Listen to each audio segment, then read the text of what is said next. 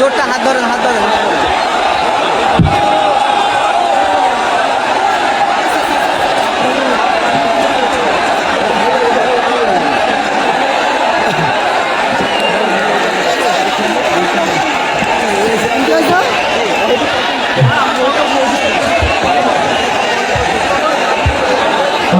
আপনাদের একটা তথ্য পরিচয় করে দেবো আমি।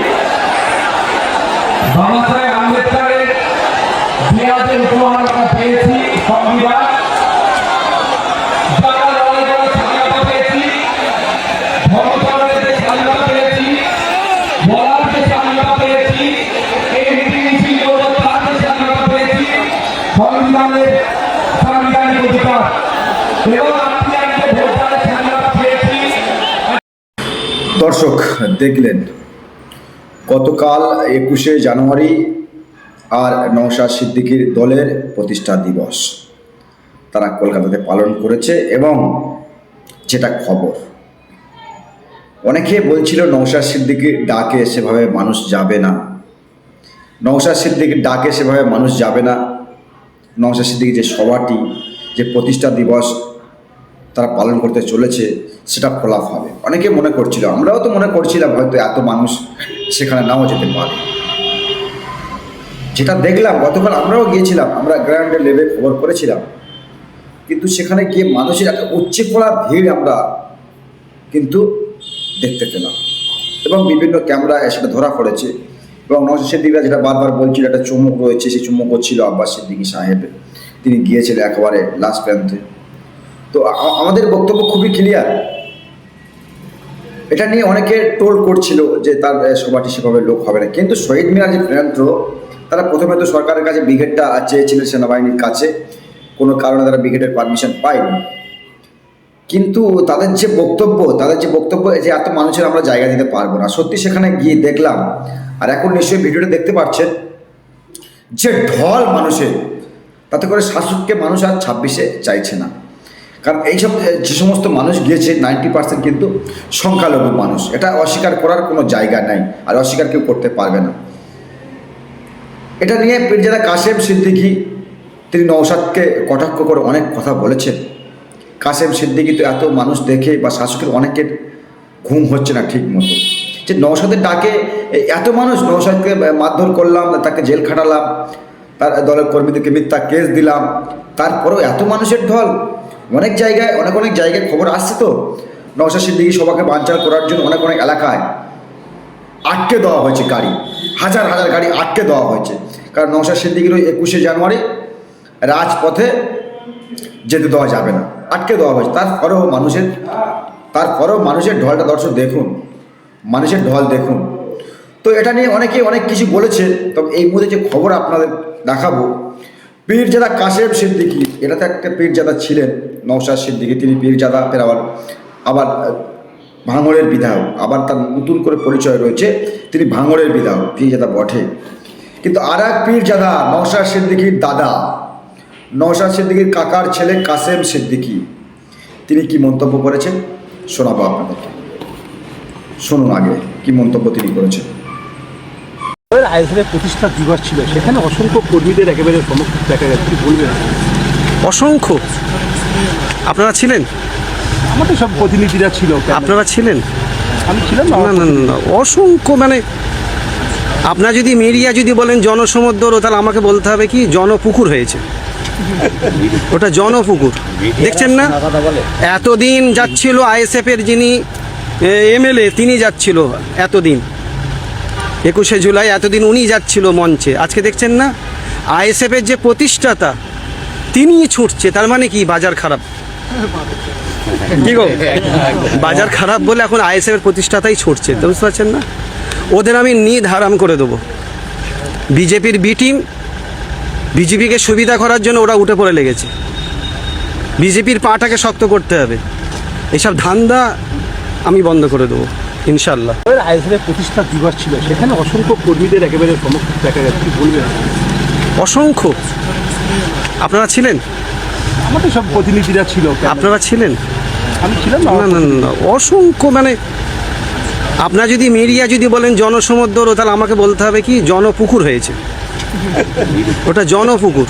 দেখছেন না, এতদিন যাচ্ছিল আইএসএফের যিনি এমএলএ, তিনি যাচ্ছিল এতদিন, 21শে জুলাই এতদিন উনি যাচ্ছিল মঞ্চে। আজকে দেখছেন না, আইএসএফের যে প্রতিষ্ঠাতা। দর্শক শুনলেন আর এক যেটা কাশেম সিদ্দিকী তিনি মন্তব্য করেছেন, বিজেপির দালাল, বিজেপির বি টিম, ওই নওশাদ সিদ্দিকী, আব্বাস সিদ্দিকীরা। কিন্তু দর্শক যেটা বলছেন জনসমুদ্র, তার কাছে না এই কথাটি মনে হয়নি। মিডিয়া প্রশ্ন করছিলেন যে নওশাদ সিদ্দিকীরা একটি সভা করেছেন শহীদ মিনার, সেখানে মানুষের জনসমুদ্র দেখা গিয়েছে, কি বলবেন? তো তিনি বলছেন জনসমুদ্র নয়, জনপুকুর। তো তার কাছে মনে হয়েছে তার ব্যক্তিগত মত রয়েছে, তিনি দিতে পারেন। তবে অস্বীকার করলেন, এড়িয়ে গেলেন যে মানুষের ঢল, সেটা কাশেম সিদ্দিকীরা অস্বীকার করলেন। কারণ কাশেম সিদ্দিকীরা যে দল থেকে এখন বর্তমান বিলম্ব করছে তৃণমূল কংগ্রেস, যাকে একসময় তার চোট অনেক কিছু বলেছিলেন তার নেত্রীকে, এখন তার কাছে সেই দলটি ভালো হয়ে গিয়েছে। তো আরেকটা যে কথা বলছিলেন 21শে জুলাই, কাশেম সাহেব ওটা 21শে জুলাই নয়, 21শে জানুয়ারি। 21শে জুলাই তো আপনাদের সব দলের সব কী সব কর্মসূচি আছে, ছিল, থাকবে আপনাদের। ওটা 21শে মানে 21শে জুলাইটা ওটা আপনাদের, তৃণমূলের, মানে আপনারা এখন পার্টি তো তৃণমূল কংগ্রেস, ওটা আপনাদের 21শে জুলাই। আর নওশাদ সিদ্দিকীর ওটা 21শে জুলাই নয়, এখন জানুয়ারি মাস চলছে, আর জানুয়ারি ওটা। আসলে কাশেম সিদ্দিকীদের কী হয়েছে, কাশেম সিদ্দিকী যখন তৃণমূলে গিয়েছে যেই দিন থেকে, ওনার না মাথাটা খারাপ হয়ে গিয়েছে, মাথার কিছু প্রবলেম এসে গিয়েছে, তাই ভুলভাল বকছে। আরে যে জনসমুদ্র হয়েছে সেটা তৃণমূলের অনেক লিডার বলছে যে নওশাদ সিদ্দিকী ডাকে, হয়তো নওশাদ সিদ্দিকীরা সেভাবে ভোট পায় না, কিন্তু নওশাদ সিদ্দিকী ডাকে যে মানুষের ভিড় গিয়েছিল এটা অস্বীকার করা যাবে না, অস্বীকার করার কোনো জায়গা নেই। কিন্তু কাশেম বাবু বলছে যে মানুষের ঢল হয়নি, এবং বিজেপির দালাল বলে তাকে কটাক্ষ করলেন নওশাদকে। আবারও বললেন, কারণ আব্বাস সিদ্দিকী সাহেব তিনি গিয়েছিলেন অনুষ্ঠানের একেবারে শেষ মুহূর্তে, তিনি বলেছিলেন যাব, তাই তিনি গিয়েছিলেন। তো সেটাকে নিয়ে কি বলছে যে এতদিন যাচ্ছিলেন নওশাদ সিদ্দিকীরা তাদের দলের প্রতিষ্ঠা দিবস পালন করতে, এখন দলের মানে চেয়ারম্যান তিনি যাচ্ছিলেন, দলের প্রতিষ্ঠাতা তিনিও চলে যাচ্ছেন, তার মানে বুঝতেই হবে যে মানুষ ওদের ডাকে আর আসছে না, মানুষদের থেকে সরে যাচ্ছে, তিনি বলছেন। আবার সবথেকে বড় কথা তিনি যেটা বললেন, বিজেপির দালাল। এতদিনে তো অনেকেই বলছিলেন, তৃণমূলের অনেকেই বলছিলেন, এখন ওই নওশাদ সিদ্দিকীর কাকার ছেলে কাশেম সিদ্দিকী তিনিও বলছেন।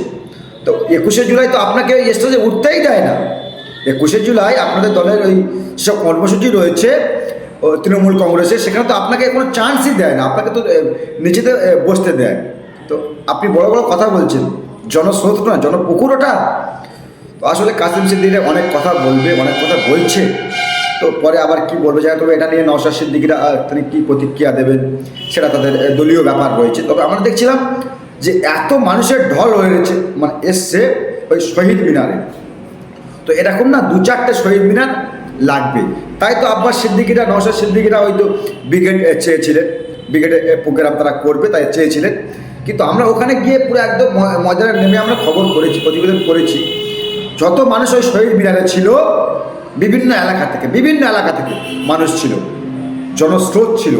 তো আরও যত মানুষ ওই শহীদ মিনারে ছিল না, তার ডবল ওই আশপাশে বসেছিল রাস্তার ধারে, কারণ তার ওই জায়গাটায় যাওয়ার চান্স কোনো পায়নি। আমরাও নিজে খবর করেছি গ্রাউন্ডে লেভে, ওই জায়গাটা বসার কোনো চান্স তারা পায়নি। অর্থাৎ ঢুকবে যে শহীদ মিনারে, শেষ চান্সটুকু সাধারণ মানুষ পায়নি। কেন পায়নি? মানুষের ঢল থেকে তারা পায়নি। তো এতে করে শাসকের তো অনেক কিছু হয়ে যাচ্ছে, আর কাশেম সিদ্দিকীরা সেটাকে অস্বীকার করছে। তো দর্শক কি বলবেন সেটা তো বলবেন। তবে আইএসএফ যে বিজেপির দালাল, সেটাকে নিয়ে তো অনেক কটাক্ষ করেছেন। তো আপনি তো বলেছিলেন তৃণমূল বিজেপির দালাল, তো এখন মত পাল্টে দিলেন, কিছু মালপানি পেয়েছেন নাকি? হয়তো শাসকের থেকে হয়তো কোনো মালপানি পেয়েছেন, তাই এখন মতটাও চেঞ্জ করে দিয়েছে। লজ্জা কাশেম সিদ্দিকী, আপনাকে সত্যি অনেক লজ্জা। আপনি কোন চরিত্রের মানুষ? বীর জাদা, আপনার মুখে এসব সমস্ত কথা মুসলিম সমাজের মানুষ আপনাদেরকে মানে আর আপনি এই সমস্ত কথা বলছেন, কখন কি বলছেন আপনার কোনো গ্যারান্টেড নেই। দর্শক কি বলবেন অবশ্যই কমেন্ট বক্সে কমেন্ট করবেন। আর নজর রাখবেন ইনসাফ টিভিতে, কারণ ইনসাফ টিভি আপনার কণ্ঠ, আপনাদের কণ্ঠ। নজর রাখবেন আমাদের চ্যানেলে, ভিডিওটা শেয়ার করুন।